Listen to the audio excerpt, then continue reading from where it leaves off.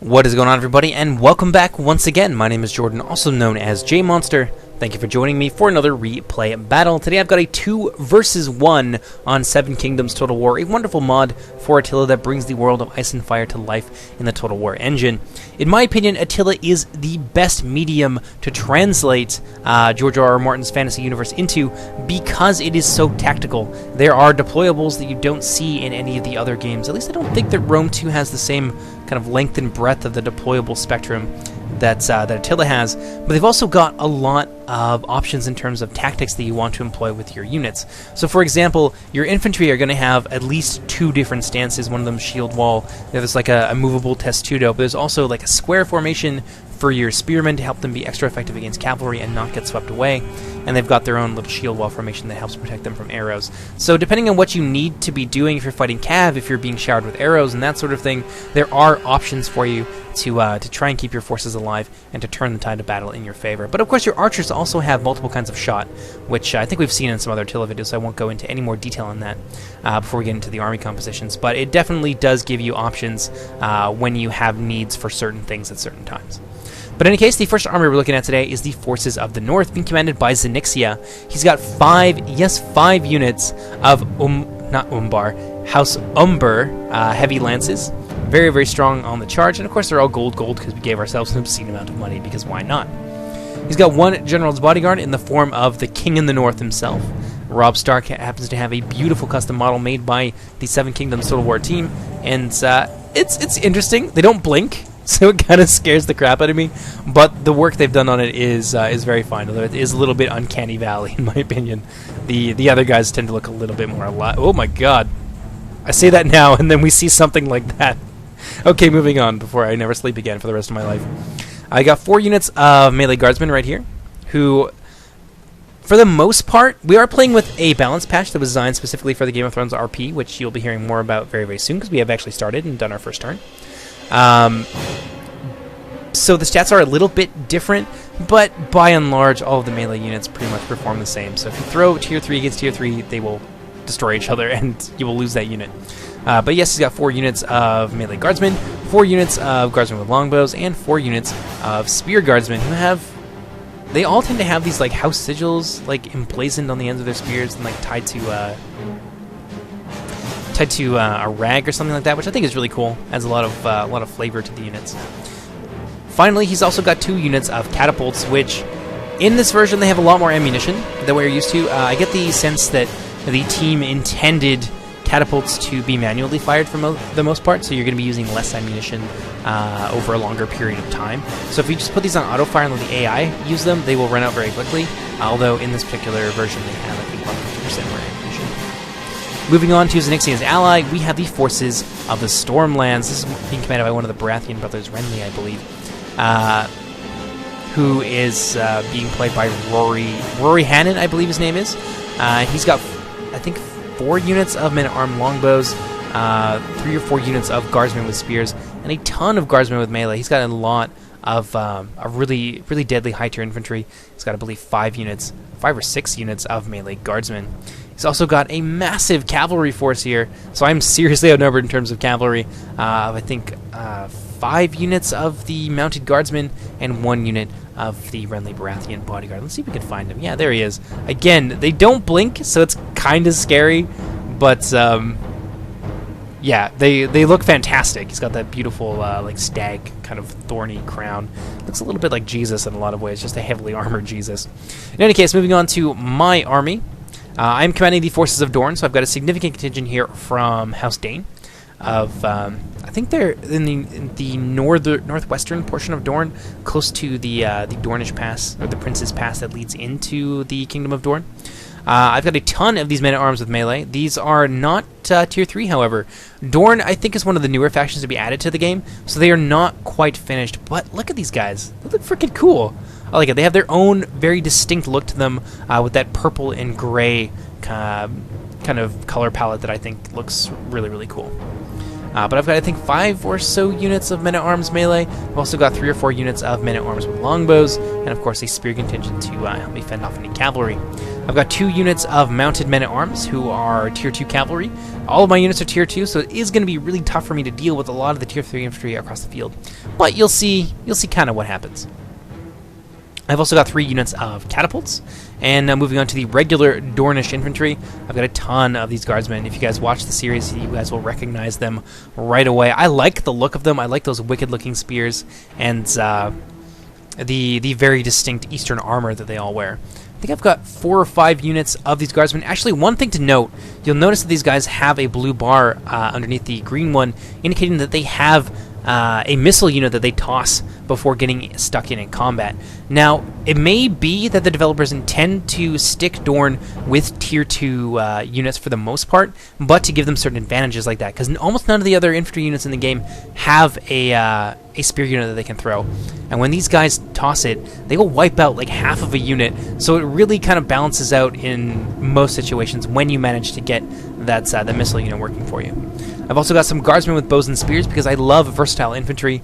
If at all possible, I tend to pack my armies with things that can fulfill multiple roles in the battlefield, just so you can be prepared for whatever you need. So these guys are actually spear infantry as well, and they've got a shield value, so they will be able to stand up to other units, other ranged units rather, very well in the skirmish fight. I mentioned my catapult already, so I've got 3 units, I believe, of the Lancers with bows. Again, I love versatile units. These guys are also shock cavalry, but they are one of the few Tier 3 units that are available to Dorne, and they've got their bows and things like that, so they can wreak a lot of havoc on heavy cavalry like the Umbar Lances across the field. If you guys watch any of our 12-12 videos, you've seen the power of horse archers, so if I can get these guys moving well, then I will be able to do a serious amount of damage to the opposing forces. Last, but certainly not least, I have the Prince of Dorne himself, Oberyn Martell, in his Tier 3 cavalry unit, along with his bodyguard, who is leading his forces on the field of battle today. So that about does it for the army comps. Let's go ahead, let's get right into the replay. I hope you guys enjoy it. As the battle begins, the Northerners are going to launch a vicious catapult volley at my center line. Luckily for my Dornishmen, though, they managed to emerge unscathed, but unfortunately, lightning does not strike twice, and those 2 units are going to take a brutal hit to the center of their unit, which is actually going to wipe out almost half of this 1 unit of guardsmen right here, which severely weakens my center line, if you can take a look at that right there. So in response, I'm going to move forward with my horse archers, taking a page out of the book of other players that I've seen play Attila mods, especially 12-12. I'm going to try and use my horse archers to the greatest effect, and I desperately need to.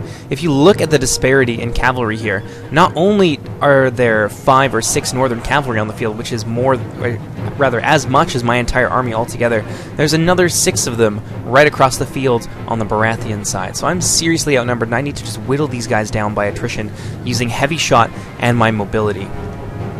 So at the same time that I'm moving forward my horse archers, because I really want to be able to skirmish down those knights without any interference from the bowmen, I'm actually going to move my main line of skirmishers forward, all 4 of my units of guardsmen with spears and bows, to engage their skirmishers.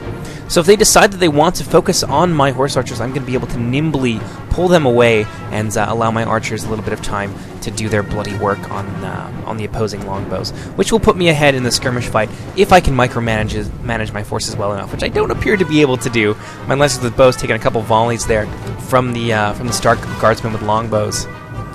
It's going to be worth it, I think. There's a lot of harassment going in to this right wing of cavalry. And actually, I managed to do, I think, a little bit of damage to the infantry as well. No, not quite yet. But yeah, you can see the volleys just pouring in here to these Umbar heavy lances. Umbar. Umber. I'm going to make like 6 mistakes with that over the course of this video, so prepare yourselves. The Umber heavy lance is really taking a beating right now from my horse archers. Over on the other side of things, the Baratheons being very patient, a little bit passive, whereas the Starks, I think, are going to get themselves stuck in a little bit sooner. I've moved forward with, as I mentioned earlier, with some of my longbows to try and put the hurt on to these men-at-arms with longbows, and they're actually out of range. Strangely enough, my guardsmen with bows and spears appear to have better range than the longbows, which is maybe something we'll see fixed in a recent patch. I know that we're looking at fixing that for the RP, but the Baratheons kind of tired of taking my skirmish fire with not being able to answer. They're actually going to move forward, get a little bit farther ahead of their allies in Ixia. Now, normally this would be a great opportunity to test my opponent's micro. His cav is a long way away, so if I commit my cavalry here to sweeping away these archers, I will be able to do a lot of damage to them. But of course, I don't have a lot of cav, and I think I'm feeling a little bit intimidated at this point by the large numbers of Baratheon cav present on my right wing. So I definitely want to. At this point, I'm wanting to play a little bit more defensively, although maybe I should have been more aggressive. Over here, I've managed to scoot my horse archers around the Stark line. You can see me taking a nice bite out of these Stark guardsmen. From the front in their shield wall formation, or rather this, whatever formation this is, it's like a testudo kind of formation, they are able to stand up to archer fire a lot better. But while surrounded like this, and with horse archers pounding into their flanks, they're going to take a lot of damage. So it's actually... the purpose of me coming back here was to try and snipe his general. Did a little bit of damage to Robb Stark, but he's going to catch me off guard here with this sudden rush forward. I'm going to try and pull my lancers out of there, but unfortunately I'm going to end up getting one of them caught out, so I'm going to sacrifice them. I shouldn't have changed my trajectory so suddenly. I should have maybe let the Stark forces come a little bit farther forward, but I was worried about getting pinned against that red line and also potentially by this infantry. So I've thrown one unit of my lancers under the bus, and I'm pounding the northern general with what remains of my horse archers. Still, not a very even exchange for me. Maybe he'll lose his general and a little bit of cavalry and things like that, but ultimately I need my cav more than they need theirs. So Robb Stark's going to pull out of there. Zenixia not wanting to lose his general. But let's take a look at what's going on the main line right now. The Northerners moving forward, unsupported actually, without the Baratheons to move in and help them. But the Baratheons are actually moving a lot of their cavalry forward. So I can see this. I've got my archers trained on them, and I'm going to try and use my limited cavalry to best effect. But unfortunately, my mounted men at arms, just got squashed by that mass Baratheon cavalry. We just weren't able to do the amount of damage in return that I wanted to. So I'm moving in with my spears to try and support my cav. I've got another unit of spears coming around there on the flank. I'm going to try and pin them between my cavalry, my spears, and my bowmen. And we're actually starting to do a little bit of damage to them, but ultimately this is an exchange that I can't afford to pay multiple times throughout this battle, because the Baratheons, again, don't need their cavalry as much as they need mine. They can beat me just through sheer attrition. Looking over here, the rest of the Northerners have finally made it to my front lines. My poor center here is really not having a good time. This is where I took that catapult volley earlier, which wiped out nearly half the unit. So despite my guardsmen with melee being strong against spears, these Stark spears are going to be able to hold on for a long time. And part of the problem here, which is why I'm having such trouble, is that my Dornishmen do have a missile weapon, but I never got a chance to use it because I'm a little bit new when it comes to playing Dorne. Over here, the Umber Cavalry launching a vicious assault at my entrenched guardsmen with spears, and they're actually winning, so I'm going to be forced to commit the Prince of Dorne himself to pushing back this heavy cavalry. You can see the rest of the Umber Cavalry moving in. I'm trying to skirmish them down, whittle them down as much as I can with my horse archers, but ultimately I'm just not going to be able to do enough damage quickly enough to these lances before they make it to my front lines. So I've got a unit of spears here ready to meet that charge. Well, that is really going to hurt. Yeah, the charge from those guys is vicious, but without the formation that they were in, they would have taken a lot more damage. So I've got my horse archers there on the flank, trying to spray these guys down with some nice enfilading fire all along the longest axis of the unit. Elsewhere, the Umber Cavalry starting to run into a bit of a wall. Oberyn Martell backed up by the spears, and indeed some of my own lancers charging into their flank is going to be enough, I think, to run that heavy cavalry off the field. Elsewhere, though, in the infantry fight, Zenixia employing an oblique formation to overwhelm my flank and just slowly roll up my infantry line. Pardon me. And this is going to be a really big problem. I've managed to whittle down one unit of the Stark Guardsmen, but just through sheer numbers, they're going to break through all of my infantry, and two of my units are going to rout off the field really quickly. So this is going to be a problem. My only real response to this is my catapult back here. As you can see, I've turned it around, and I've trained my sights on this mass of Stark infantry. So if I can get some good shots in here, maybe I can take a bad situation and turn it into a victory. So I'm throwing a unit of guardsmen with bows and spears out of ammunition to try and hold these guys down and let my catapult do its work. But unfortunately, I'm just not having a lot of luck right now. My catapult actually hits my own troops and routs them immediately. Actually, they don't rout, they all die. So very unfortunate. And at the same time, disaster strikes. in against the Umber cavalry. I was trying to pull my general out, but in Attila, that's a very risky maneuver. I was hoping that my spears would be able to hold the line and prevent my troops from routing, but unfortunately, or not from routing, but from taking a lot of damage, but unfortunately I lost the Prince of Dorne in that retreat. But luckily, I do defeat the Umbar cavalry, which is going to free up my forces to maybe turn things around on my left flank against the Stark infantrymen. Stark infantrymen, it looks like Zenixia has lost a little bit of micro on them, and now they're just kind of sitting here as sitting ducks. So I'm trying to pelt them down with my archers. Actually, they've broken through in the center as well, so I'm trying to just skirmish them down as best as I can. And so far, that's been successful. My center has held against the Starkmen, and now all I really have to do to wipe out what remains of their infantry is deal with their forces on the left. Now over here we can see another cavalry fight between the forces of the Baratheons and my very outnumbered dismounted or mounted men-at-arms. I've managed to do a reasonable amount of damage to the Baratheons, and I've so far kept them contained with my spears, but unfortunately I am going to overextend with this one unit of spears, and they're going to get themselves caught out. I need to get these guys moving, get them back into the fight, and if I can surround the Baratheon cavalry. If I had these guys forward right now, this would be a completely different engagement. My spears would be winning, my cavalry would not be being swept away, and I would ultimately be victorious on both of the flanks. Now the Baratheons are moving in. Their first line of men-at-arms, this is their spearmen, I believe, or their guardsmen, rather, fighting hard against my Dane men-at-arms. So far I'm holding in the center, but my Tier 2 infantry is ultimately going to fall apart in the face of those Tier 3 guardsmen. And there's another big wave coming in. All of those Baratheon guardsmen, I think there's actually a reserve unit back here that Rory has very wisely kept for a rainy day. Robb Stark still on the field, but most of the Stark forces are in disarray. You can see a nice surround here going in against the Stark bannermen. They're quickly being run down. I've managed to do a lot of damage to them, not just with surrounds and with my my skirmishers, but I've also managed to cut a lot of their men down on the approach with my catapult. So I've managed to defeat the Starks for the most part, which is great news for me because now I have to focus all of my abilities on the Baratheons. Wow, look at that. A beautiful javelin volley there from the guardsmen. You can really see the strength of the Dornish infantry. When they are on the charge, they can do so much. Let's watch it again over here because it's a beautiful sight to see. And they are charging in the battle, winding up. Oh, there we go.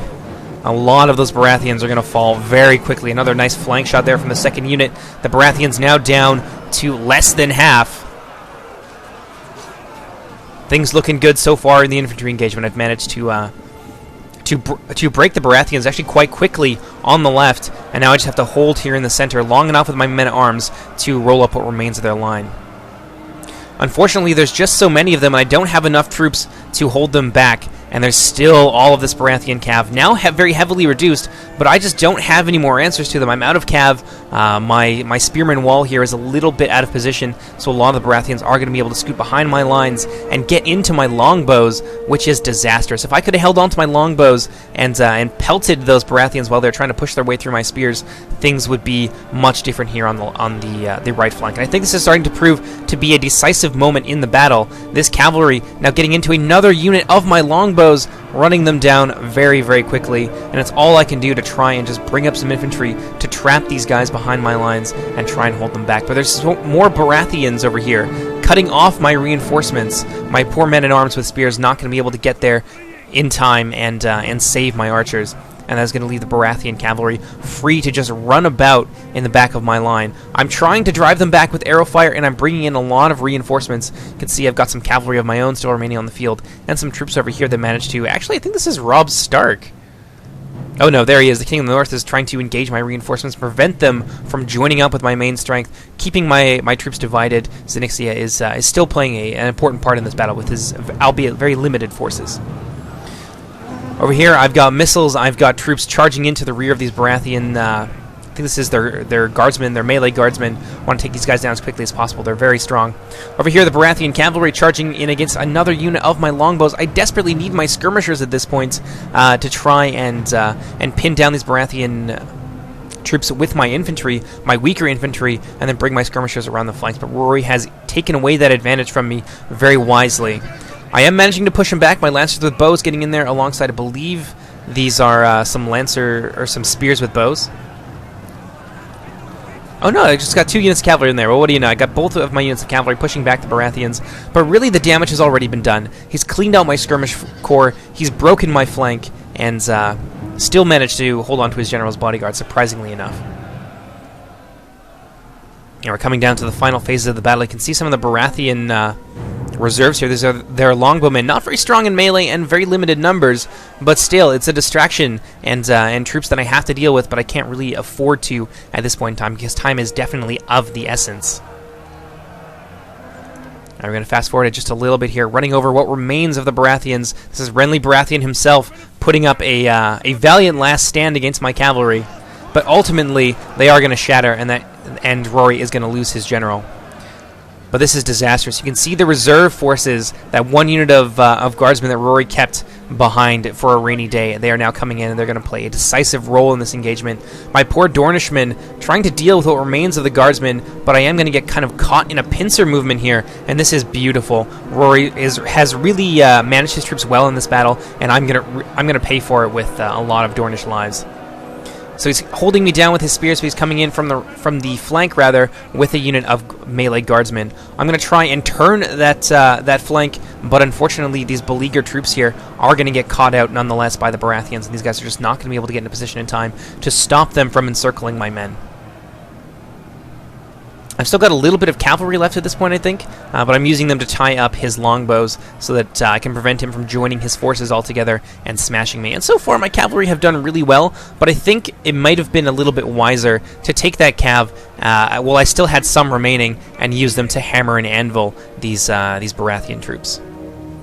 See, I'm bringing in more and more reinforcements, and I've still got some troops yet to come. I got a couple units of spearmen and some guardsmen with bows and spears, but unfortunately, they are quite a ways away this time, and Rory is still delaying me from getting in there. My poor cannibal crew having a hard time against a meager 11 Baratheon guardsmen. Yeah, they're not going to be able to do too much. Now those men-at-arms have destroyed my cavalry, taking a lot of casualties in return, but now I've been denuded of one of my more important assets. So victory was definitely in my grasp at this point, but it's slowly slipping away due to some really nice decision-making on the part of the Baratheon player. Yeah, I've got my guardsmen with spears charging in from the rear.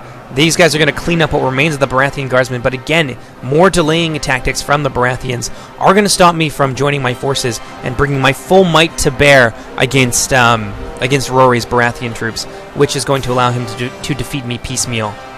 And I can see my guardsmen over here really having a hard time. The whole line pretty much is wavering. As Baratheons slowly enclose around my guardsmen, they're not going to be able to hold out for too much longer. At this point, I'm just praying that they will stick around for long enough, but unfortunately those guardsmen are ultimately going to break, just as my troops manage to get in there to try and save them. Yeah, look at that. My guardsmen with spears just got there, and then these guys are going to shatter and flee off the battlefield. That's a lot of guardsmen, too, that I could have used to hold these guys down. There was like 30 or so of them before they started fleeing off the battlefield. Really unfortunate. Got more spears coming in, more bows and spears, but unfortunately the Baratheons are just dealing with my troops in waves, and ultimately this is going to be a victory for the forces of the Stormlands. But still, it was quite close. I think he has less than 100 men left, and I'm down to absolutely nothing. So my force has been completely wiped out. Great job to Zenixia and Rory. They both did a commendable job at preventing me from bringing all my forces together and smashing them individually. Especially Rory. Rory really managed to turn things around there in the very late game. I thought I had it. I thought I was going to be able to pull out a victory, but unfortunately, due to the Baratheon player, I was not able to do so. So I hope you guys enjoyed this. There's going to be lots more to come in the future because the Game of Thrones RP has officially started. I believe we are just finishing up turn 2, and I'm moving on to turn 3, and it's only been active for, I think, a couple days at this point. So yes, we are progressing quite quickly, and I hope to have the first installment of the Game of Thrones RP series out shortly. It will take me a little while.